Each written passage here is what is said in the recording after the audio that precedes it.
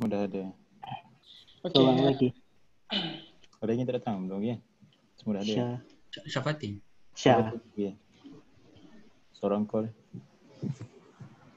Okay, tak apa. Assalamualaikum warahmatullahi wabarakatuh again. Let's begin our session with Kitab al-Fatihah. Alhamdulillah.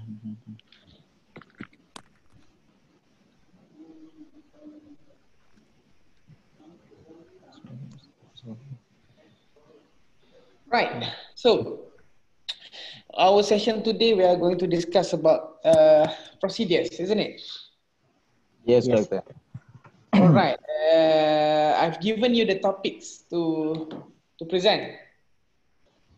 So, have you assigned? Yes. Yes, Doctor. Yeah. Already. All right.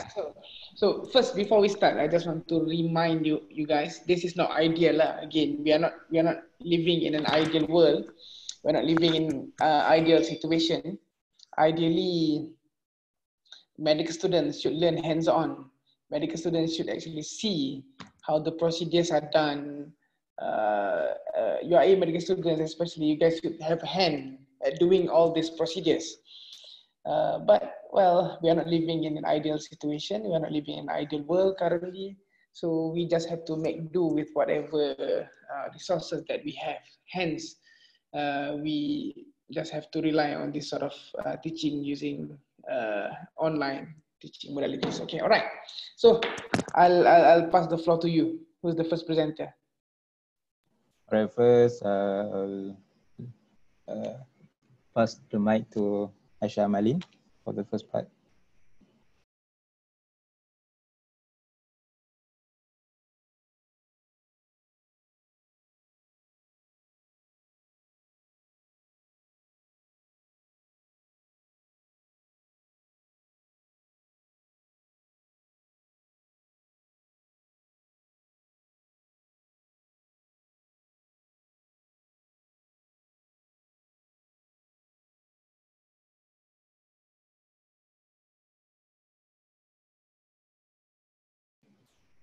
Malin, are you okay?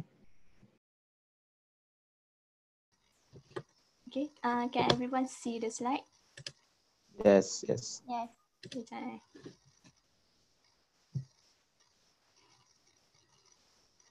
Okay, Bismillahirrahmanirrahim. Okay, so today we will start the procedure presentation with the topic of urine collection. Okay, my name is Nia Aisha Malin, and I will do the urine collection part 1, which is we divide the urine collection into 2 parts. The second part will be presented by Brother Aziz. Okay, urine collection is important in pediatric, as we all know that UTI is commonly occurred among pediatric patient. So urine collection is important in order to check or to diagnose and to exclude the UTI. It is also for screening or diagnostic test for any kidney or liver disease. Okay, next. Okay, for the content for this part 1 urine collection, we will discuss about the first one is urinary catheterization, the second one is suprapubic aspiration, and the third one is urine collection bag. Okay. Okay, first we will go to the urinary catheterization. Okay, the key points of urinary catheterization. The first one, it is used to serve as both a diagnostic and also a therapeutic intervention. The second one, catheterization is a simple sterile procedure that can be performed at the bedside in most of the circumstances. Okay, for the indication and contraindication, the indication of urinary catheterization, it is used for diagnosis. For example, it is to collect the uncontaminated urine specimen, and it is also used for accurate measurement and also monitoring of the urine output. Okay, the second part is for therapeutic. It is to relieve urinary retention, for bladder irrigation, for intermittent decompression of neurogenic bladder, and lastly, it is to empty bladder before, during, or after surgery. For the contraindication of urinary catheterization, the first one is if there is a urethral trauma, acute pelvic fracture, recent genitourinary surgery, and lastly, non-genital abnormality, for example, hypospadia. As you all can see in the picture, hypospadia is congenital abnormality. It is which the urethral opening is on the side of the penis, not at the tip of the penis. Okay, next we have several types of catheter. Here we have three. The first one is indwelling catheter, second intermittent catheter, and the third is external catheter. For the first one, indwelling catheter, this catheter will reside in the bladder. It is used for short and also long term. This catheter will be inserted through the urethra, which we call it as Foley catheter, and it is also can be inserted into the tiny hole in the abdomen. We call it as suprapubic catheterization. The second one, we have intermittent catheter. This intermittent catheter is used for short term. It is used, for example, in the situation after surgery, and which is we need to wait until the bladder empties. And the last one is external catheter, which also known as condom catheters. It is placed outside the body. This catheter necessary for men who don't have urinary retention problem. It is used for who have serious functional or mental disabilities, for example, dementia. This external catheter will covers the penis head, and it will connect it to the tubes, and the tube will leads to the drainage bag. This external catheter is more comfortable and carry a lower risk of infection compared to the indwelling catheter and intermittent catheter. Okay, next is the catheter size. We have various size of catheter. It depends on the age and also weight of the patient. Okay, next. Okay, for the anatomy, we look at the male anatomy. The urethra is as we all know that the catheter will be inserted through the urethra. For the male, we will insert it to the urethral meatus. The meatus in male located in the center of the glans. In patient who is uncircumcised, we need to gently retract the foreskin in order to expose the urethra. In female, urethral meatus is located between the clitoris and also vaginal orifice. Usually, the labia minora and labia majora will obscure the urethra in most patients, and this we will need to spread the labia minora and majora in order to visualize the meatus in female. Okay, next one is equipment. The equipment needed for catheterization is the catheter tray, which has drapes, fenestrated drape, cotton balls, and also forceps. We need the catheter appropriate size according to the size of the patient. The next, sterile drainage tubing with collection bag, correct size syringe, sterile water, cleansing solution like povidone, lubricant, sterile glove, specimen container, and also tape to anchor the tubing. Okay, then we take a look at the procedure. It has quite difference between the procedure in male and also female.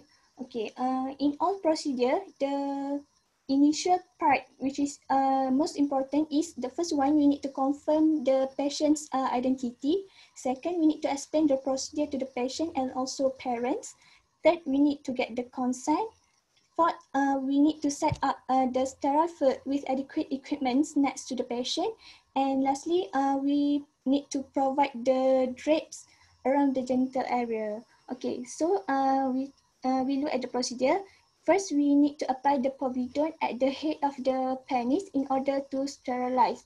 For male Aisha, I just want to emphasize here, the sterile cleaning solution that you use will depend on in your center lah. What is the guideline of your center? In pediatrics, generally we don't use povidone anymore for cleaning. So sometimes we may use chlorhexidine. diluted chlorhexidine, and sometimes in many places now they only use sterile water. Oh, okay. Because the idea behind why they use sterile water is because your genital area is an area that is always dirty. So even if it is not necessary to be 100% sterile, the more important is it's clean. So in some center they only use sterile water.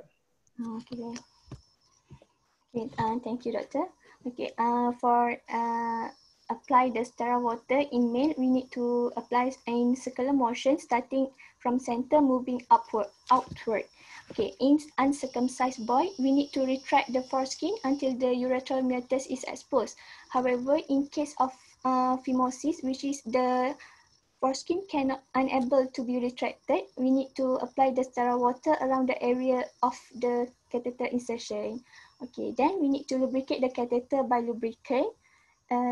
It is recommended to inflate the balloon prior to insertion in order to ensure that the balloon will inflate and not leaking, which if this occurs, it can potentially fall out. Okay, then we want to insert the catheter into the urethra. The left hand will holding the penis straight, and the right hand. Wait. This is if you inflate the balloon to try whether it's working or not, whether Yes. it's leaking or not. But then you need to always deflate again, Okay. Okay, we need to deflate again. Okay, then we hold the penis, and the right hand will insert the catheter into the urethra meatus. Once the catheter has reached the bladder, the urine should flow out freely out of the catheter. If it is no urine flow out, we can flush the water in order to remove any obstruction or anything. Okay, then we need to inflate the balloon. In pediatric, it is recommended about 3 to 5 cc. Okay, then we can gently pull back the catheter to remove all excess catheter from bladder and allow the Foley to rest at the bladder neck. Okay, for female children, the position in a front leg position to help open the introitus in order to visualize the urethral opening and vaginal opening. Then we need to apply the sterile water. After that, we insert catheter into the urethral opening at the 6 o'clock position to the clitoris. For female urethra, it is short and the angle is upward. So we need to insert the catheter upward. Okay, if mistakenly place the catheter into the vagina, we are recommended to leave the catheter in the place. This will allow us to place a new catheter above that and more likely into the urethra. Okay, once catheter is placed in the bladder, urine should flow out freely and we can inflate the balloon. Okay, some helpful tips in catheterization in female children. We can use extra lighting to illuminate the perineum. We can elevate the hips with a small towel or blanket in order to bring the perineum into better view. And lastly, we should identify the landmarks, which is the clitoris and vaginal introitus to locate the urethral meatus. Okay, next is the complications. There are some complications of the urinary catheterization. The first one is allergic reaction to the material in the catheter, for example, latex. The second one is bleeding, urethral injury, and also urinary tract infection. Okay, this is the video, doctor. Should we show the video or just proceed?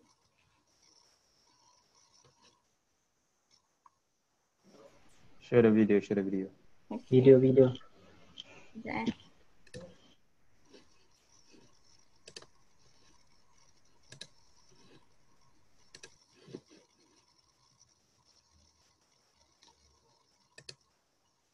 Hello.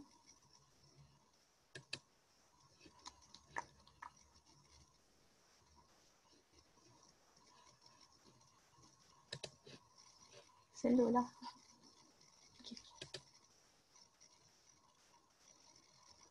Start ke? Start. Oh, start.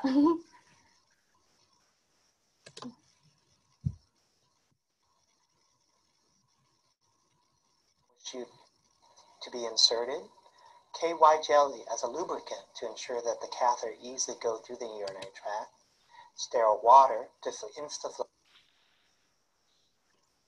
balloon, and finally some drapes in order to maintain sterility around the area of interest.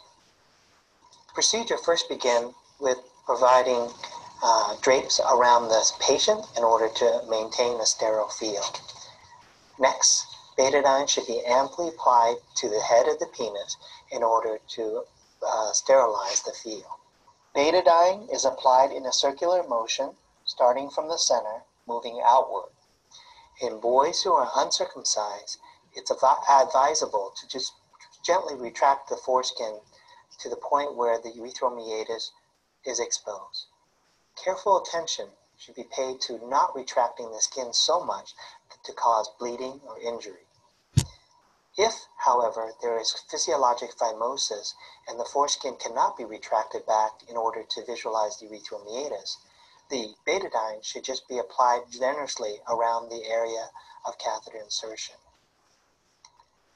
Next, the Foley to insert the catheter. And then, with the left hand holding the penis straight, the Foley and catheter is inserted into the urethral meatus. Again, in boys who are uncircumcised and have quite tight foreskin, aiming the catheter at the 6 o'clock position often places it into the urethral meatus without actually visualizing the urethral meatus itself. If any resistance occurs, please stop, reevaluate your situation before attempting another pass of the urethral catheter.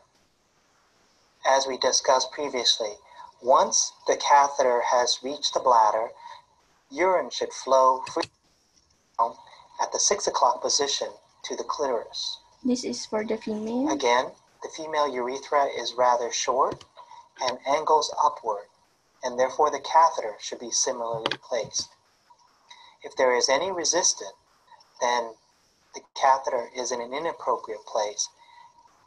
Inspection of the introitus should be performed again to see where the potential urethral meatus could be.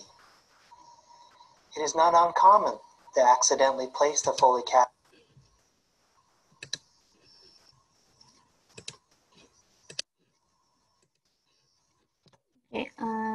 Okay, that's for the urinary catheterization. Then we go to the second, which is the suprapubic aspiration. Okay, the suprapubic aspiration is the gold standard for obtaining urine specimens for culture in children under 2 years. The suprapubic aspiration is a simple, safe, rapid and effective procedure. The use of ultrasound increases the success of the procedure, and any growth of pathogenic bacteria in this suprapubic aspiration specimen is felt to be significant. This is because the rate of urine culture contamination in suprapubic aspiration is very low. It is about 1% compared to the catheterization, which gives the rate of 6 to 12%. Okay, for anatomy, as we all know that the bladder in female, it is located posterior to the pubic symphysis and anterior to the uterus. However, for male, the bladder is located anterior to the rectum, and there is a bowel at the nearby area of the bladder. So the indication for suprapubic aspiration, the first one is if there is a labial adhesion, labial edema, unretractable foreskin, diarrhea, unsuccessful urethral catheterization, and also if there is a urethral or introital surgery. Next, the contraindication for suprapubic aspiration is genitourinary abnormalities, infection of the abdominal wall, clinically significant bleeding disorder, and also massive organomegaly. This is to avoid the penetration to the organ, to the nearby organ. Okay, the next one is equipments. Okay, first we need the anesthesia. There is several choice. We have the first one is topical anesthetic cream, second sucrose solution, and third is 1% of lidocaine. Then we need needle, syringe, sterile glove, sterile drape, antiseptic solution, sterile water, sterile specimen container, adhesive bandage, and also ultrasound or bladder scanner if available. Okay, next, for anesthesia, the first one, we can apply the topical anesthetic to the skin, to the abdominal skin, 1 to 2 centimeters superior to the pubic symphysis and cover with an adhesive bandage. This need to be done 20 to 30 minutes before the procedure. Okay, the second one, in infant, we can dip a pacifier or care provider finger into a sucrose solution in order for the infant to suck during the procedure to decrease the discomfort. And the third one is for children with thicker abdominal wall, we can use a subcutaneous injection of lidocaine. Okay, next, for the procedure, we have non-ultrasound guided procedure and also ultrasound guided procedure. For the ultrasound, no ultrasound guided procedure, same as before. For the position, we need to place the child on his back and in the front leg position as shown in the picture. And second, we need assistance to maintain the position of the arm and head, arm and legs. Okay, then we need to wash hand and wear sterile glove, clean the skin from the umbilicus until pubic symphysis, which is the location of the bladder, drape the area to avoid contamination, and we can inject the lidocaine subcutaneously. Okay, then we use the needle for suprapubic aspiration. For the injection, the needle should be placed at angle that is perpendicular to the abdominal wall. So from the true vertical line, it is about 10 to 20 degrees, which is perpendicular to the abdominal wall. Okay, then we need to penetrate the skin and immediately apply negative pressure to the syringe until the urine comes out. Once sufficient urine is collected in the syringe, immediately transfer the urine to a sterile container. Okay, this is the flow chart of the no ultrasound guided suprapubic aspiration. Okay, the first one, we need to identify whether the nappy is wet or not, because in suprapubic aspiration, we need to do this procedure when the bladder is full. Okay, if there is no wet nappy, we can do the suprapubic aspiration. If there is wet nappy, we need to give fluids and wait for 30 minutes. Then if the child voided, we can use the catheter.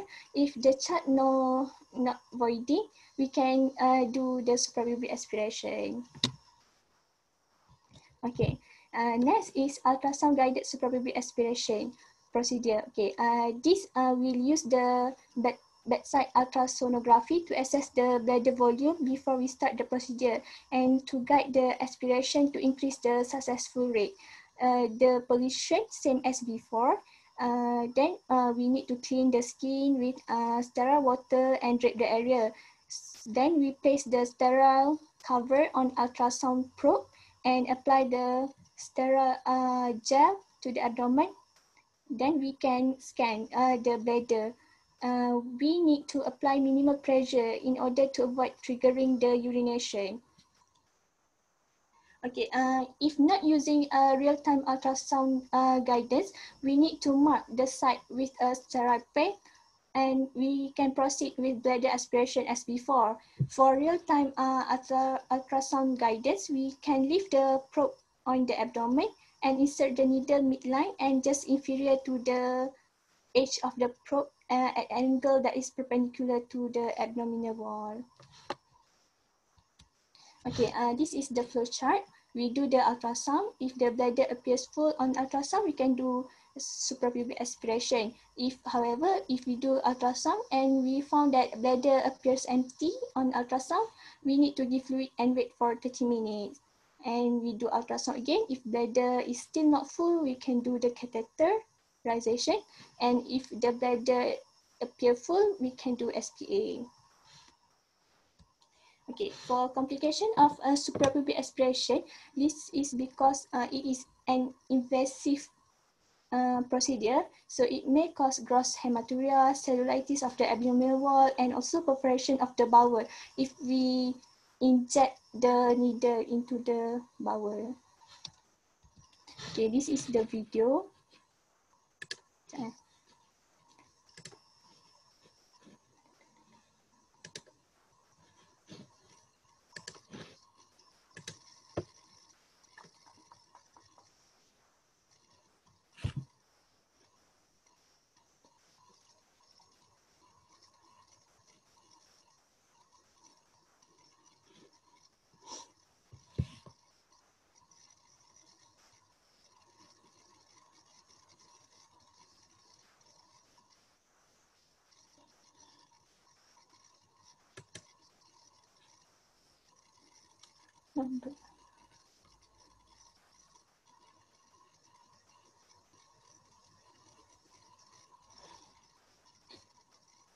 Urethral or introital surgery in whom it may be difficult to perform catheterization.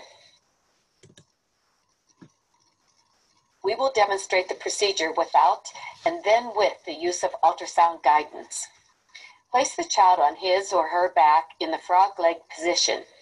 You will need one assistant positioned at the child's head to maintain control of the arms and a second assistant to restrain the legs. Wash your hands with soap and water and don sterile gloves. Cleanse the skin from the umbilicus to the pubic symphysis using an antiseptic solution. You may choose to leave the diaper on during the procedure to reduce spontaneous urination. Drape the area to avoid contamination. Next, infiltrate the subcutaneous tissues approximately 1 to 2 centimeters above the pubic symphysis with 1 milliliter of lidocaine. Use the 1.5-inch needle to perform bladder aspiration. The needle should be placed at an angle that is perpendicular to the abdominal wall, which means the needle will be approximately 10 to 20 degrees from true vertical. Penetrate the skin and immediately apply negative pressure to the syringe as you advance the needle through the skin until the urine is visible.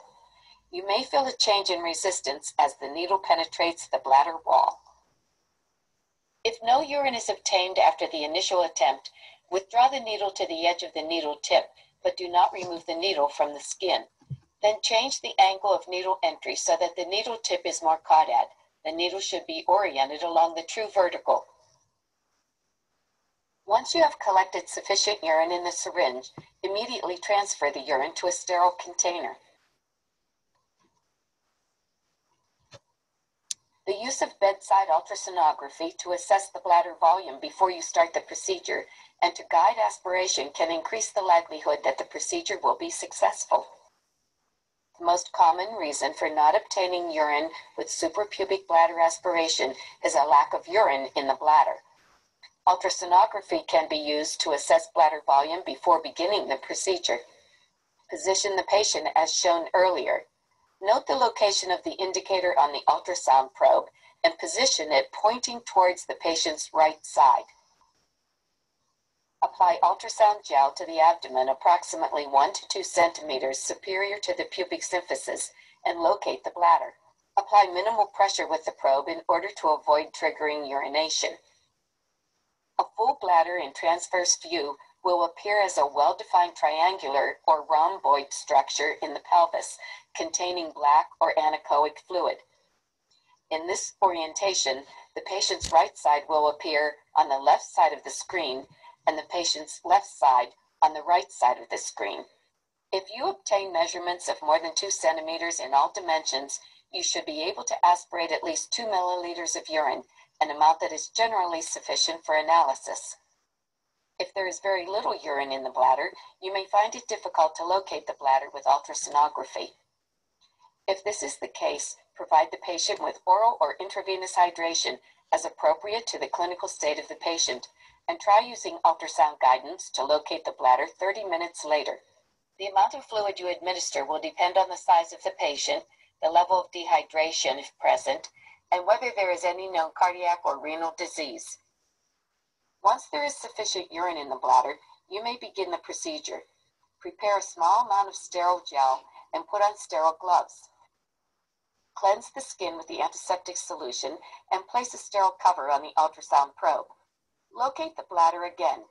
If you are not using ultrasonography for real-time guidance of bladder aspiration, mark the skin site where the bladder is best visualized with a sterile pen and proceed with bladder aspiration as demonstrated earlier. For real-time ultrasound guidance, leave the probe on the abdomen and insert the needle midline and just inferior to the edge of the probe at an angle that is perpendicular to the abdominal wall. You should see the needle tip clearly on the ultrasound screen as it advances through the skin and into the anterior wall of the bladder. Once you see the needle in the bladder, aspirate the urine.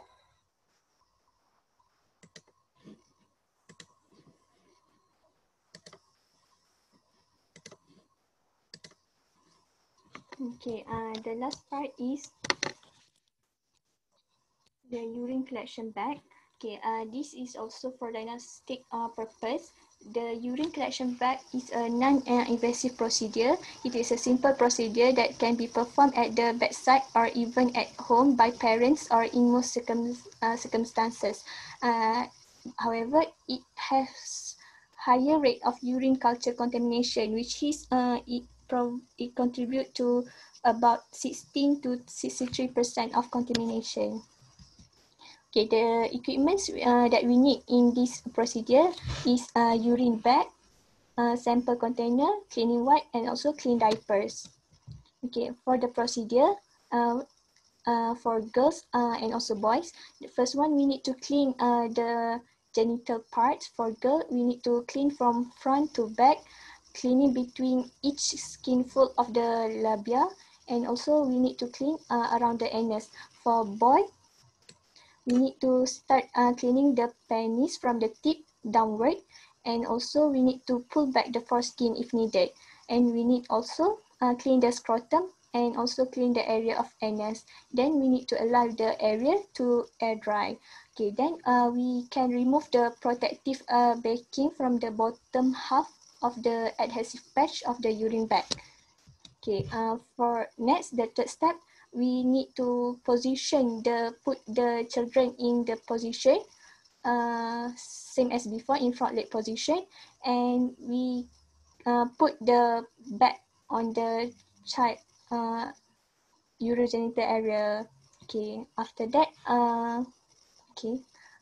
we put at the bottom half first, then we it start with placing the needle on the tiny area between the anus and vagina, and we work it upwards, pressing the adhesive patch smoothly and firmly. For the inborn, we need to place the penis in the bag. Okay, so then we end the procedure with remove the upper half of the adhesive patch. We work upward and upwards, and we need to press the adhesive patch smoothly and firmly in the place. So after that, we can close the diapers of the infant, and the infant will urinate in this bag. So after adequate amount of urine that we need to collect, we can remove this urine collection bag. Okay, for the complications, there is no major complication in this procedure as it is a non-invasive procedure. It only can cause mild skin rash, which is due to the adhesive on the urine bag. Okay, I think that's all from me. So okay, if using urine bag is not invasive, almost negligible complication, why don't we do this on all patients? What is the problem with urine bag collection? Because it can cause contamination. Yes, because the risk of contamination using urine bag is much higher. Do we have any other method of urine collection? Yes, I was in charge for the part 2. Oh, ada orang akan discuss. Okay, alright. Okay, fine. I forgot as well. Okay, what's the problem with catheterization? Sorry. What is the problem with catheterization using simple catheterization, Foley catheterization, or you do intermittent catheterization? What's the problem with it? It can cause infection. So infection and stenosis. So because you cause injury, and then you cause fibrosis, and then you cause urinary obstruction. So this is one of the risks, especially if you don't use the appropriate size catheter. If the child is small, then you use a big catheter. You don't lubricate it enough, so you may cause injury and cause stenosis, urinary retention, and whatnot. Generally, actually, if you ask me, the safest method of collecting urine is actually suprapubic aspiration, if you do it properly lah. Because it's very easy. It's very easy. It's easy, but again, ideally you need to use ultrasound. If you use ultrasound guided, it's very easy. You can get it straight away, but it's not routinely done now. Why? Because it's quite invasive. Because you're using needle, and then especially, I don't know in other places, but I don't usually give local anesthesia, because when you give local, it's another injection. So instead of just one single injection to collect the urine, you are doing 2 injections. And because we can just collect urine with just 1 injection and get all the sample we need. So it depends. It depends. If the baby is very big, sometimes we may consider, but generally we don't actually need local anesthesia. Okay. All right. Yes. So usually we only use the cream. If we have the cream, because cream, local anesthesia cream is not available in all centers. I don't think we have here EMLA cream. In HTA we don't have.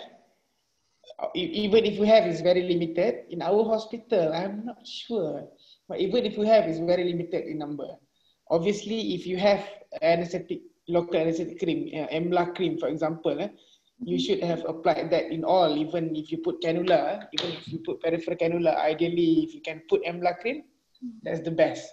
But again, it's not available in all centers. Okay, all right. Any questions to the examiner? To the presenter? Examiner pula. Any question to the presenter? Clear? Okay, all right. Proceed. Next. All right. Bismillahirrahmanirrahim. Assalamualaikum warahmatullahi wabarakatuh. Right. Let me share first. Everyone can see the slide? Yes. Say something, okay. Right. So, Bismillahirrahmanirrahim. Inshallah, I'll be presenting about the clean catch urine and also midstream urine collection. So these 2 things is basically the technique or the method or the procedure that been done for the normal or the groups that can urinate on their own or they can urinate normally. So you can see that urine collection. Indications for this urine collection, same as before, we just want a clean urine sample. The important part is the clean sample for urine culture to diagnose UTI, urinary tract infection, because we don't want to avoid false positive and unnecessary medications for the patient.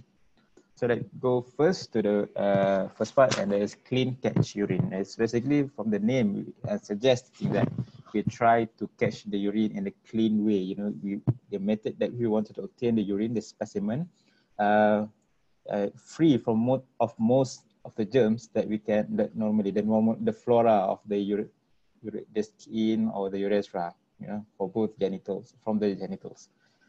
Require few proper cleaning steps and measures before urination. It's it's basically something that you can do at home or at the clinics, but the timing might be needed for the children to pee, you know, right? So how to perform? Usually in performing the procedure, the parents or the handler or the patient, if the patient can do it themselves, but usually most of the time the parents will help in the process will be given a list of instructions. So basically just tell the patient to properly and carefully follow the instructions. And also the physicians or the nurses or the healthcare provider need to show to the patient, to the parents, on how to, you know, how to handle or how to clean or how to do the procedure, or how to perform the procedure properly, because the result is very important to maintain the effectiveness of this method. So the precaution is that it is important to keep urine container as sterile as possible by keep away from the child from playing with the container, the bottle, to not touch the container, the inside of the container, whether the lid or the inside, okay? And don't let it fall on the floor because we don't know what's on the floor, is it? So the equipment is very,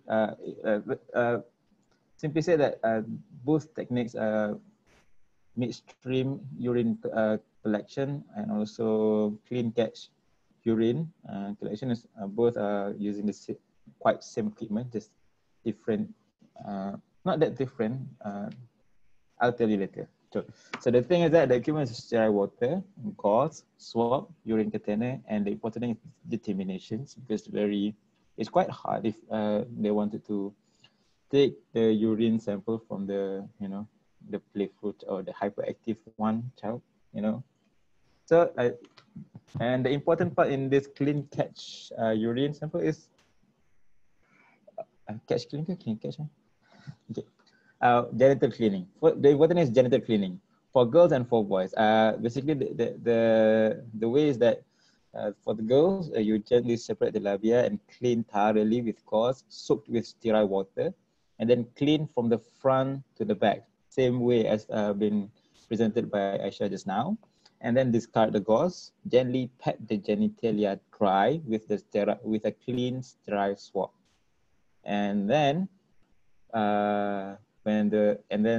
the next step will be when the girls or the child urine, you just have to take small amount of the urine, put it into the container, and then keep it close, and if possible, try to send right away to the nearest lab or to the clinics, or if you can't, store into the refrigerator for store into the refrigerator, and straight away tomorrow morning send it to the lab. Or if the urine been refrigerated for more than 24 hours, then it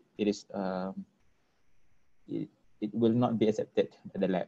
So for boys, gently retract the foreskin. If not circumcised, it's already circumcised, then it's okay. Just clean the entire surface of the genital with the gauze soaked with sterile water also, and then replace the foreskin if the foreskin is still there. If not, just let it air dry, and then gently pat the genitalia dry with clean sterile swab.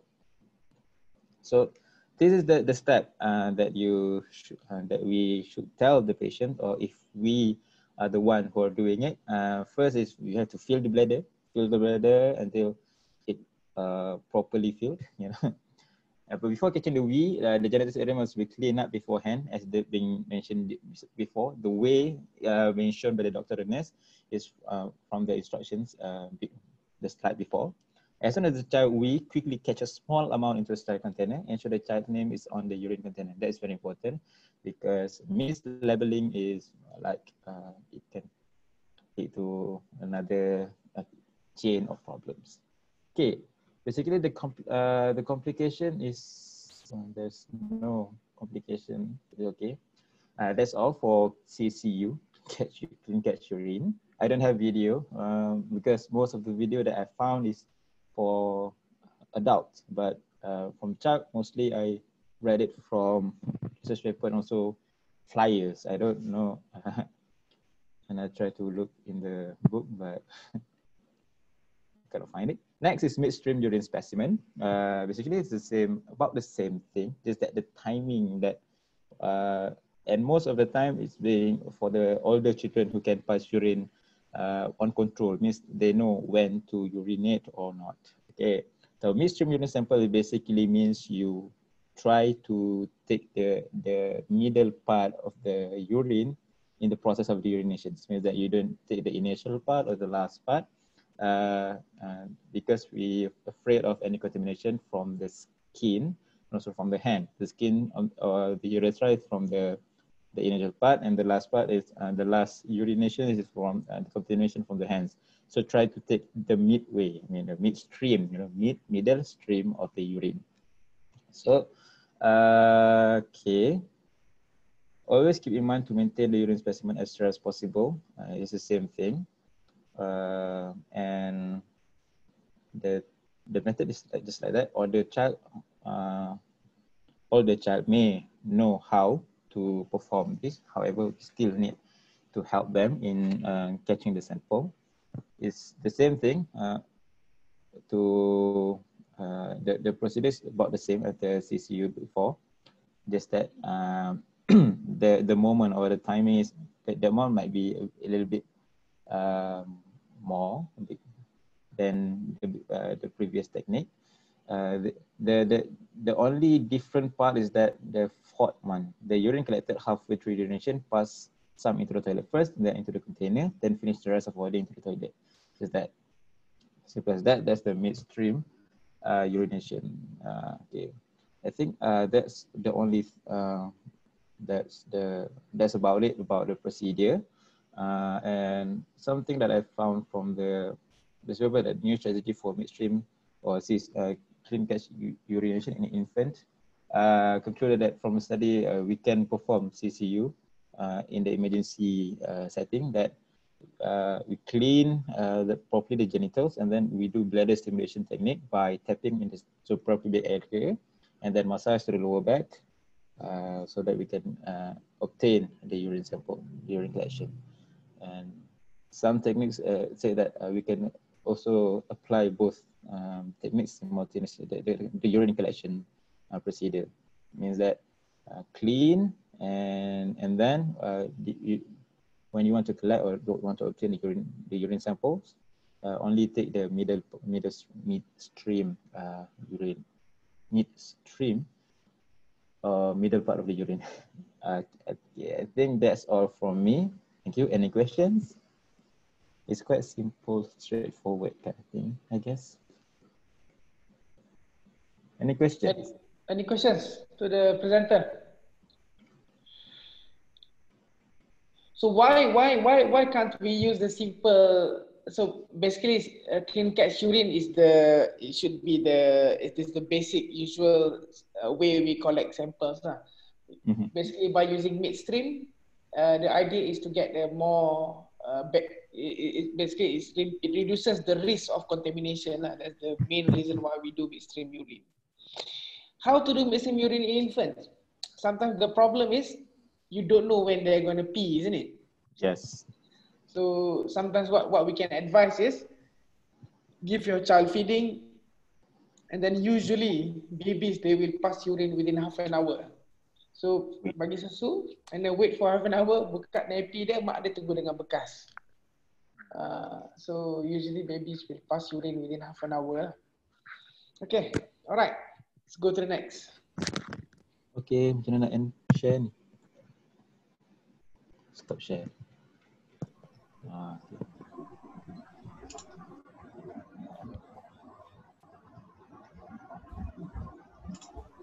Okay, who's next?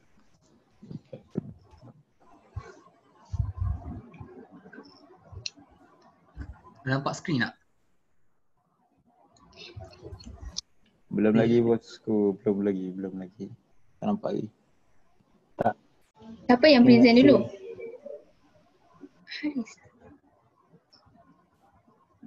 Wait. Aisyah Anwar dulu. Aisyah dulu, Aris. Jangan potong lain.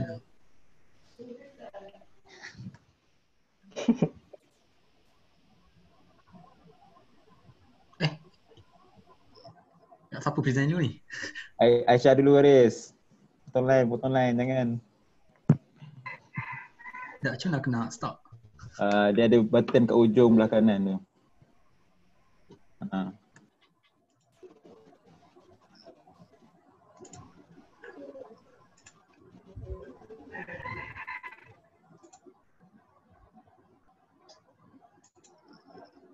Okay, so next I will present about the orogastric nasogastric tube incision. So it is a small tube placed either through the nose or the mouth, and the tip will end in the stomach, and it may be used for feeding, medication, or removal of the gastric content from the stomach. And then for the indication, first is for the nutrition or feeding administration, usually for the premature infant, critical illness patient, and also anatomical defect. Second, for the medication administration, and also for the evacuation of the stomach content. And then for the contraindication, nasal, facial, or basilar fracture, clinical disorder of esophagus or stomach, and also coagulopathy. Next, for the procedure, first we have to prepare the equipment. For example, disposable glove, lubricant, gauze, and also shrink.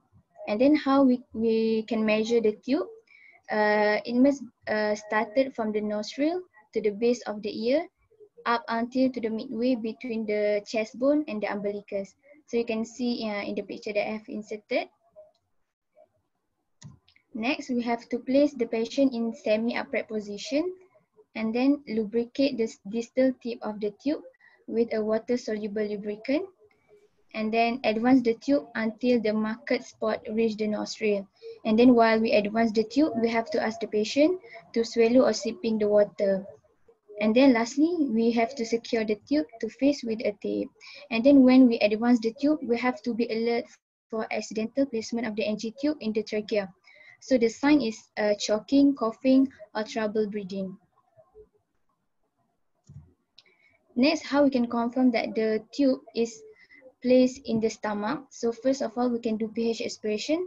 So the correct pH is that less than 6. So if the pH more than 6, that means that the tube is placed somewhere in the trachea or lung. And then next, we can also confirm with the chest X-ray. And lastly, we can instill shrink with air and listen for gushing of air. However, this method is not quite accurate. Next is complication, which are nasal or gastric bleeding, esophageal or gastric perforation.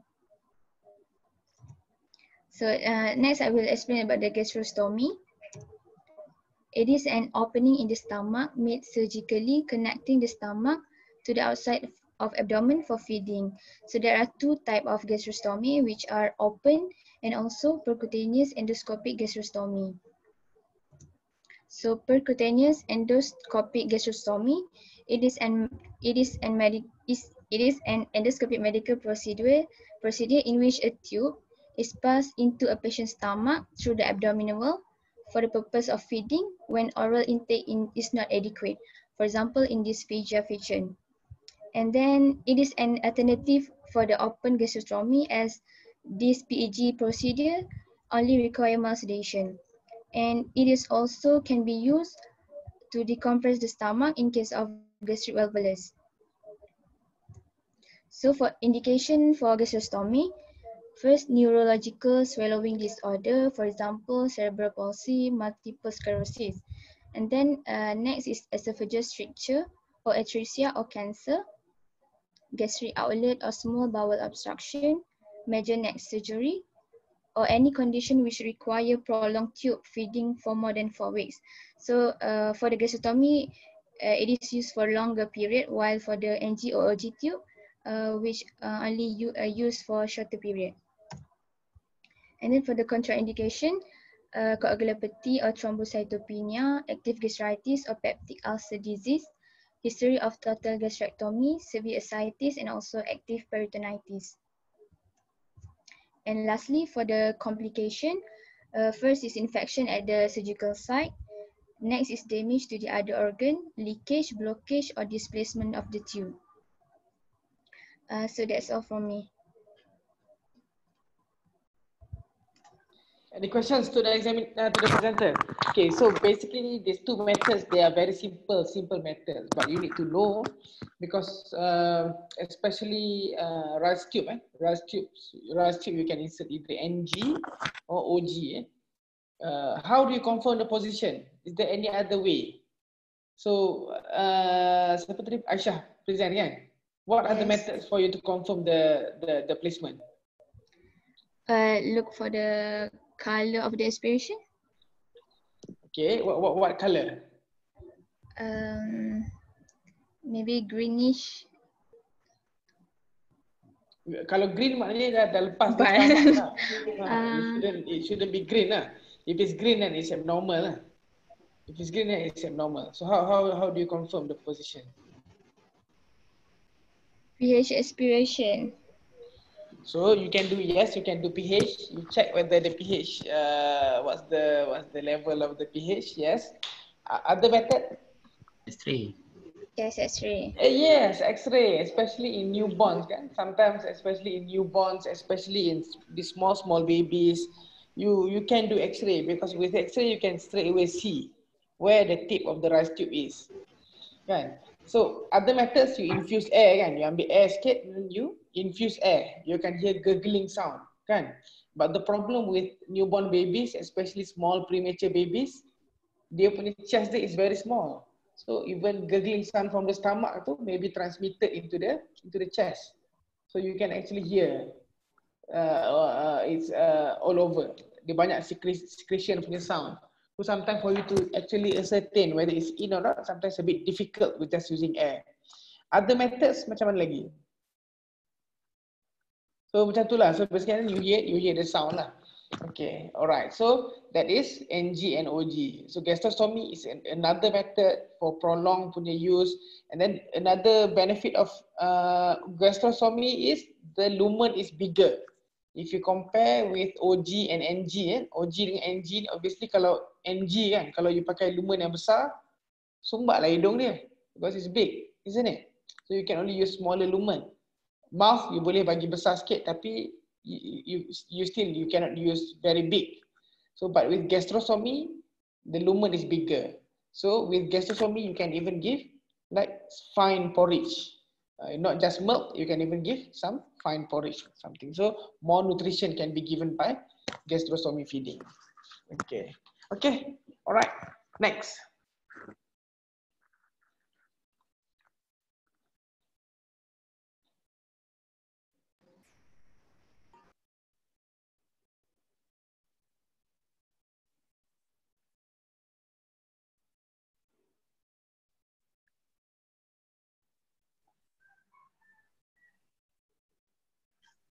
So who's the next? Okay, all right. Bismillahirrahmanirrahim. So it becomes my part. I will present about the peripheral intravenous cannulation. Okay, first, what is venous cannulation? It is a technique which cannula is placed inside a vein to provide a venous access, which is to allow us to take a blood sampling or administration of fluid. So to us a doctor to give to put an intravenous cannulation, so there must be a reason. So that for indication it's for repeat blood sampling, IV fluid administration, IV medication administration, IV chemo, IV nutritional support, IV blood or blood product administration, and also IV administration of radiologic contrast agent, such as for CT scan or MRI or nuclear imaging. However, there is must also some contraindication. However, there is no absolute contraindication for the venous cannulation, but there is relative contraindications such as traumatic injury, infections, burns, site of previous infiltration, sclerosed vein, and also arteriovenous fistula. And next, this is a basic part of an IV catheter or cannula. There is a safety needle cover. There will be a flashback chamber, needle grip, heart and wings, catheter, and also introducing needles. And also, there is a lot of size for the catheter, ranging from the 15 gauge until 26 gauge. And 15 gauge is the largest one, and while the 26G is the smallest one. And usually, for the pits, we use around 20 to 26G. And each of these gauge has different flow rate, as you can see in the diagram. And then before any procedure, we need to prepare the equipment, such as in this procedure, we need to prepare cannula dressing, alcohol swab, pre-filled saline flush, gauze, tourniquet, cannula extraction set, and also a glove and fill. Okay, before we start any procedure, first we need to introduce yourself, confirm the patient's name and date of birth, briefly explain the procedure. In this case, for the pediatric, we need to explain to the parents, gain consent, check if the patient has any allergy, example to the latex, adequately expose the patient arms for the procedure, position the patient so that they are sitting comfortably, ask the patient if they have any pain before continuing with the clinical procedure, wash your hands before using alcohol gel. If your hands are visible soil, wash them with the soap and water. Okay, next is the technique on how we need to perform the venous catheterization preparer. But as I mentioned before, we need to prepare all the equipment, such as the gauze, alcohol pad, T-connector, prepare saline flush, attach the saline flush to the positive pressure cap, open transparent film dressing, or which we call as tegadum, prepare the tape. And so before we start the procedure, we need to wash our hand and wear a glove. Okay, first we need to find the veins by palpating or by visualizing. In the baby, it's hard to palpate the vein, so we just see the purple discoloration of the skin to see the vein, because the baby has a small vein. And then for the vein, there also are many parts of the vein that we can put the venous catheter, such as the upper extremity and the lower extremity. But the upper extremity is more probable because the lower extremity will interfere with the patient mobility and pose high risk to get phlebitis compared to the upper extremities. That's why we prefer more upper extremity compared to lower extremities. And then after we after we palpate and find the vein, we also can use we put the tourniquet to block to make the vein is more prominent, more visible. After that, we prep the skin with cleansing pad and gauze with the alcohol swab. Before that, I forgot, in the infants or neonates, we can choose scalp vein, and the direction of the catheter need to follow the direction of the venous blood flow. So if we use the limbs, we need to make sure that the catheter follow the venous blood flow. If the doctor choose the scalp vein, they need to make sure that the catheter pointing downwards. And then make sure that we hold the IV bevel facing out. And before insert the needle, we need to make sure the angle is about 25 to 30 degree. Insert the needle and we insert the needle at the line, at the vein that we choose, and see until, as you can see in the picture, there's a yellow arrow. So we need to see is there any backflow of the blood. So it means that the needle already in the vein. So after that, we advance the catheter a little bit and decrease the angle. After that, we pull a little bit of the introducing angle, and then we advance the catheter into the vein. After that, we remove the tourniquet, apply the pressure on the needle, and remove the needle, and we throw the needle into the sharp veins.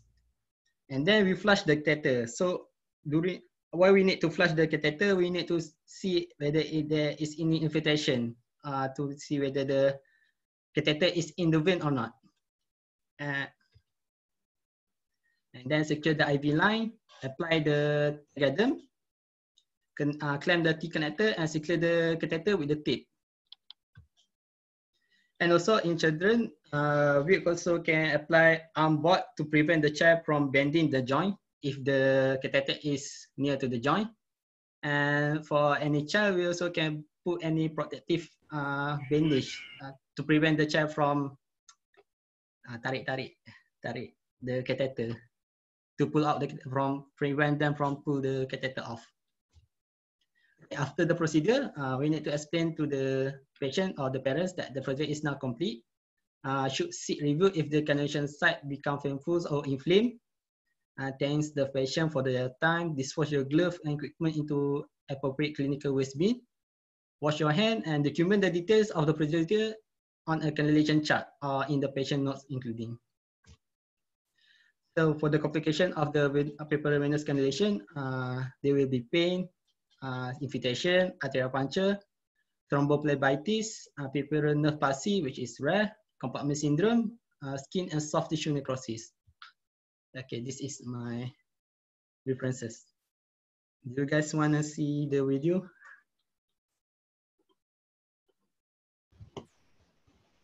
Do you guys want to see the video? Yes. Yes.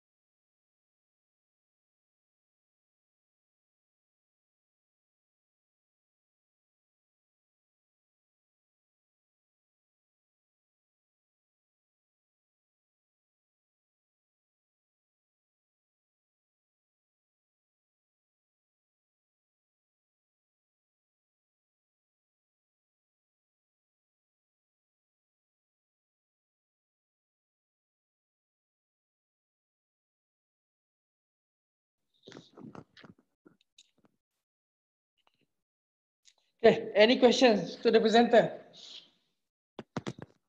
A few things to remind you. When you put peripheral venous cannula, there are a few things that you need to remember. The first thing is when you put something, you need to monitor it. So when you examine the patient, if the patient has cannula, each time you need to check whether the cannula is still working or not, whether there's phlebitis or not, whether the hand, the arm is swollen or not. So you need to check every time.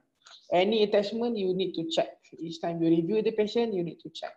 Same as medical students, when you examine patients, if the patient has cannula, you need to mention. So there's cannula where, and there's no signs of phlebitis or so forth.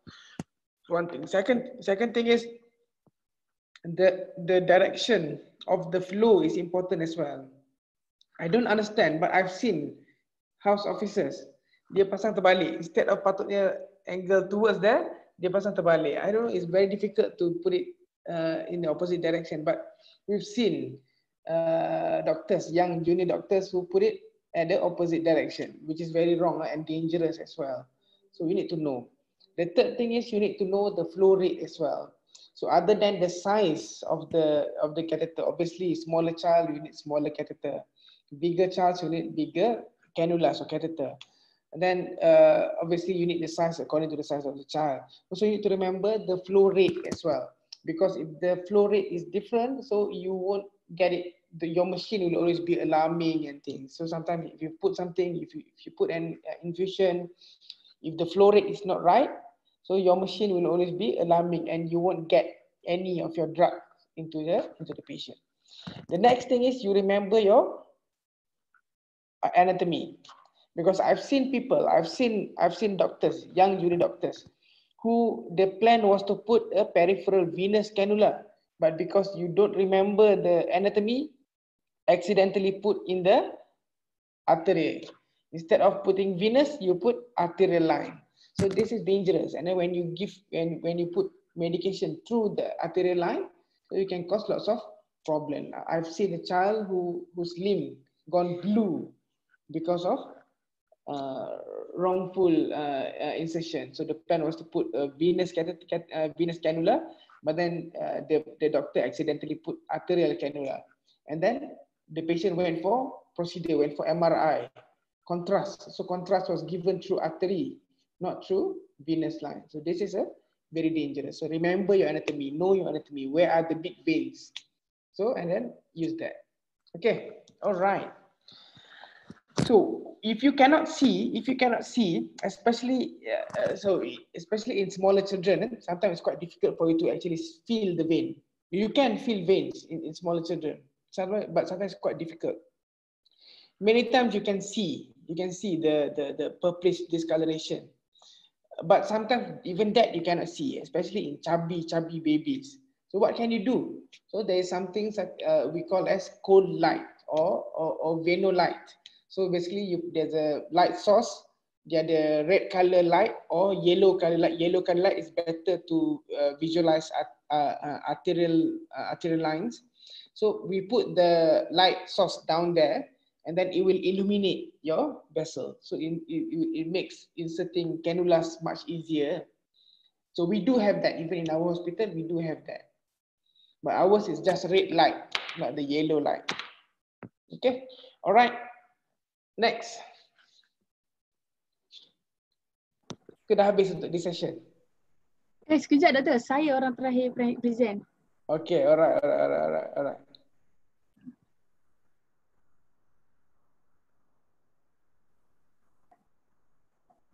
Dia nampak slide tak?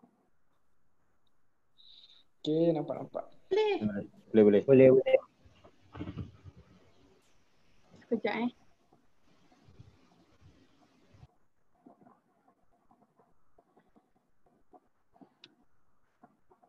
Okay, next I will present regarding about PICC, which stands for Peripherally Inserted Central Catheter. So this PICC will be inserted either at basilic, brachial, capillary or medial cubital vein of the arm. So here's the picture of basilic, capillary and median cubital vein. So basically this is at the right side, which is the picture of where the PICC being applied. The next one, the usage of this PICC, it is suitable for long-term vascular access, for example, for the blood sampling, chemotherapy administration. The third one is infusion of hyperosmolar solutions such as used in the TPN. So this PICC, it is a thin tube which is compatible that been inserted percutaneously into peripheral vein and advanced into a large central vein. So the contraindication for this PICC, which are burns, trauma, skin infection, radiation, active bacteremia patient, chronic renal failure, and end-stage renal disease, because of this vein should be preserved for the potential dialysis catheter placement. The next one, the patient who had small diameter of arm vein smaller than 3 to 4 millimeter, and then the patient who had persistent cough or vomiting, because this will increase the intrathoracic pressure, which can lead to catheter malposition, catheter erosion, as well as tamponade. The complication of this PICC, the first one is infections, like what Dr. had mentioned just now. The next one is catheter malposition or migration. The third one is phlebitis. This is happened because of as a result of mechanical damage of the catheter itself. And then this phlebitis usually can be treated with the NSAID or warm compression within 1 week, within the first week. And then the next one is air embolism, which is extremely uncommon. However, it still can happen, which this happens by the inability to maintain a closed system between the catheter and vasculature.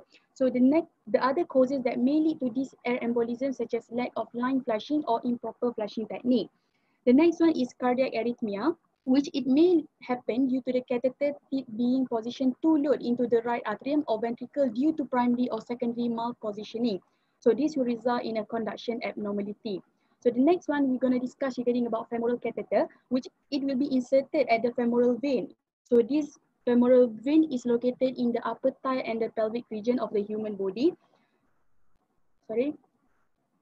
And then this femoral vein is the major deep vein in the lower extremities. However, as it goes transverse the thigh, it will take a superficial course at the femoral triangle before passing beneath the inguinal ligament into the pelvis as the external iliac vein. So this femoral catheter, based on what I have searched, it says that it is commonly used in infant and children when the catheter does not need to be used more than 7 to 14 days. So this indication for this femoral catheter, the first one is emergency venous access during CPR. Second is in hypotensive trauma patient with failure peripheral line. Third is urgent hemodialysis access. And the fourth one is central venous pressure monitoring. The method to place it, the first one is by placing the tip of the catheter into the vein in the leg, and it is guided by the large vein leading to the heart. So the needle is inserted as well into the femoral vein with the assistance of the ultrasound and spatial ray called fluoroscopy. So once it is inserted into the vein, the needle is removed. The femoral catheter is then threaded over the wire. So the guide wire is removed as well. So this catheter will finally be stitched by the clear bandage. The contraindication for this method, for this technique, which can be divided into absolute and relative contraindication.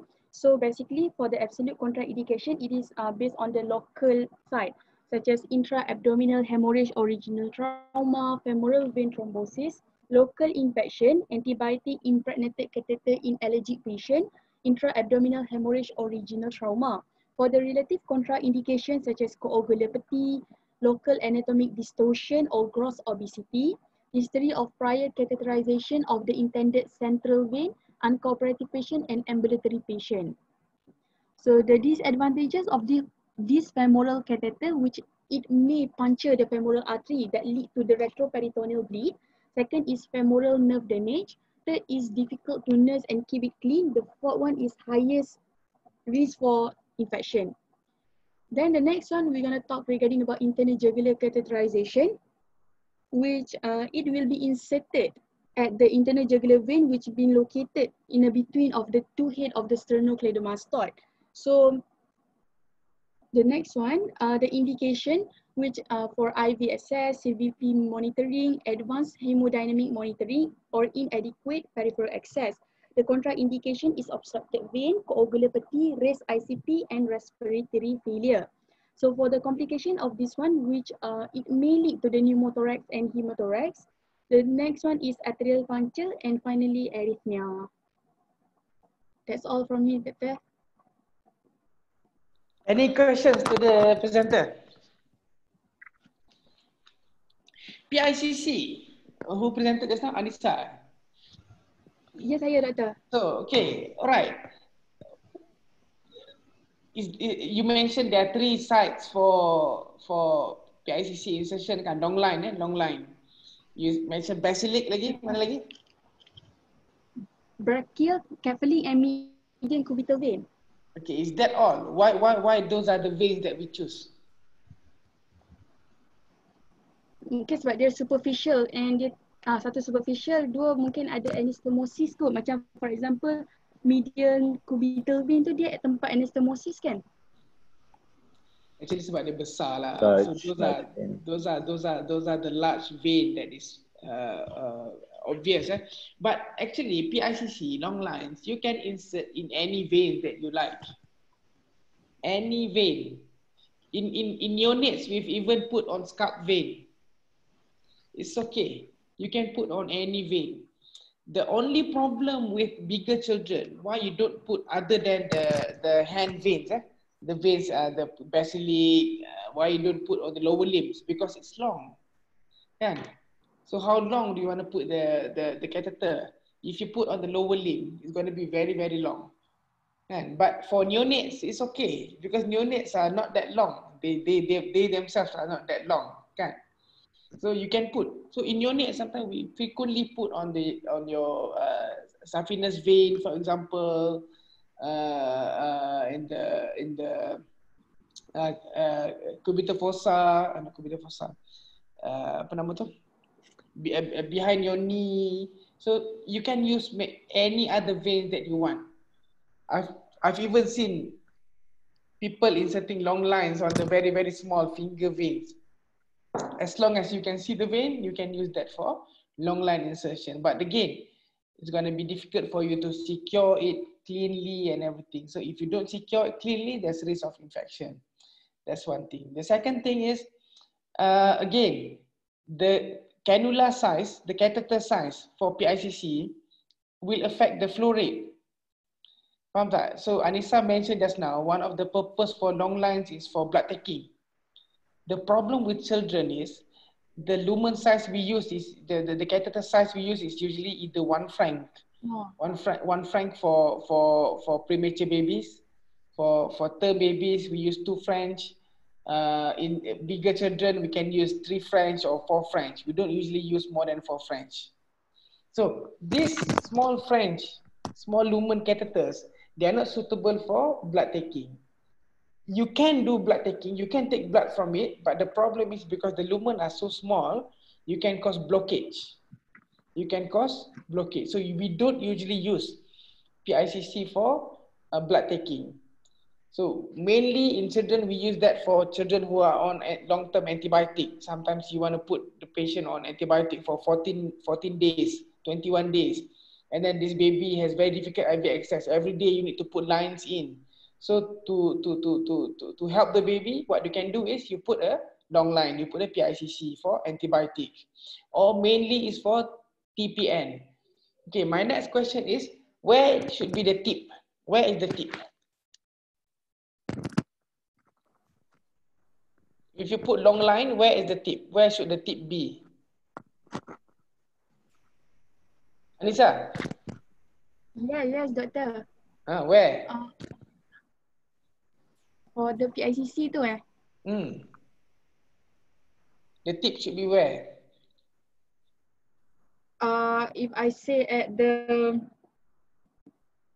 brachiocephalic vein yang nak masuk superior vena cava tu.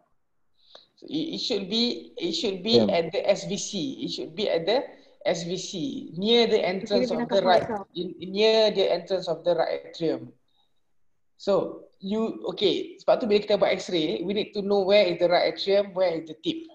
So sometimes I've seen before when we put the catheter too deep, kan, masuk dalam right atrium. Apa yang ada dalam right atrium? Near your SVC and then in your right. SA node. SA node, yes, in your SA node. So what happened in that patient is each time kita bagi medication dia ada arrhythmia.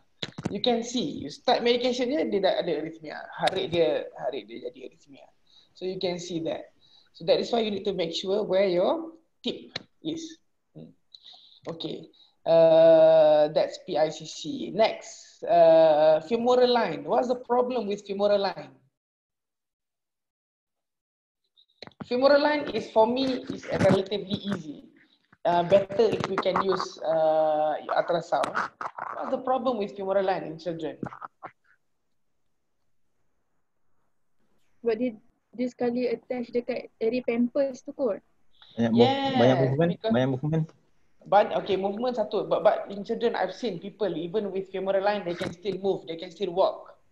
Cuma a bit uncomfortable lah. The other problem is because baby children, they wear diapers kan.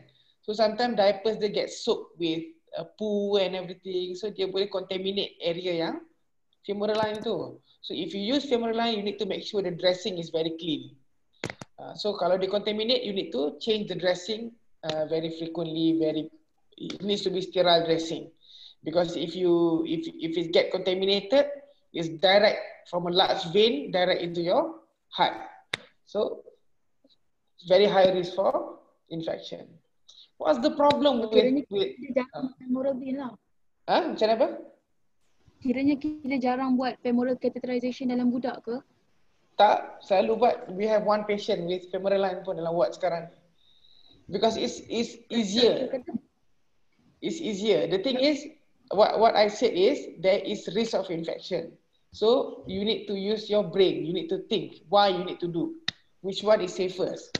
So we've had one patient yang we put femoral line, I think end of last week. This child has Hirschsprung disease, came in with enterocolitis, with actually pseudomembranous colitis, positive Clostridium difficile. So this child has very difficult IV access. We've been inserting lines almost every day.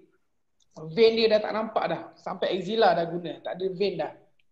So what's the other option? So I came in that night. We were thinking of initially putting PICC because the patient has sometimes pleuris diarrhea and kena ada buat rectal washout quite frequently. We were thinking of doing PICC, but then there's no vein that we can see. So the next option is femoral line lah. But we need to use with caution. We need to bagi tahu, kata okay, kalau dia nampak dressing dia nampak contaminated, change immediately. And then watch poo dia, bila dia poo je, kena straight away tukar dia punya diapers. Those things. So but we need to use with caution. Jugular vein. If you ask me, jugular insertion is much easier if you compare with femoral line. What's the problem with jugular? Satu is more uncomfortable lah sebab dia dekat leher. And then especially small children, we don't have proper length. Sometimes the length will be too deep. Dia akan masuk sampai dia punya right atrium as well. Kalau kita tak masuk deep, dia punya kat luar ni banyak, dia akan coil. Kalau adult, leher dia panjang, tak apa. But in small children, they have very small neck. They have very small neck where you can put your things, is a bit, you have limited space for you to work on. But generally, it's very safe. But you need to, again, the risk is you puncturing artery rather than vein. But it is easier for the patient to move. Tapi dia nampak quite inilah, and then risk of complication like pneumothorax is there as well. So that is why for jugular venous catheterization, my preference is you need to use ultrasound guided. Okay, all right. Any question? No. Clear. Clear. Clear lah. Okay lah, all right. So we have the next session kan? Bila? 17 ada. Week 6. 17 August. Okay, quite some time away. Okay, all right. Enjoy your holiday. You're already at home. It's already a prolonged holiday, I presume. Yes. Nanti balik tak tahu macam mana exam. Okay, it's alright. So enjoy your time at home. Jangan lupa study and siru ala berkatillah. Okay, so let's end our session with tasbih kafarat.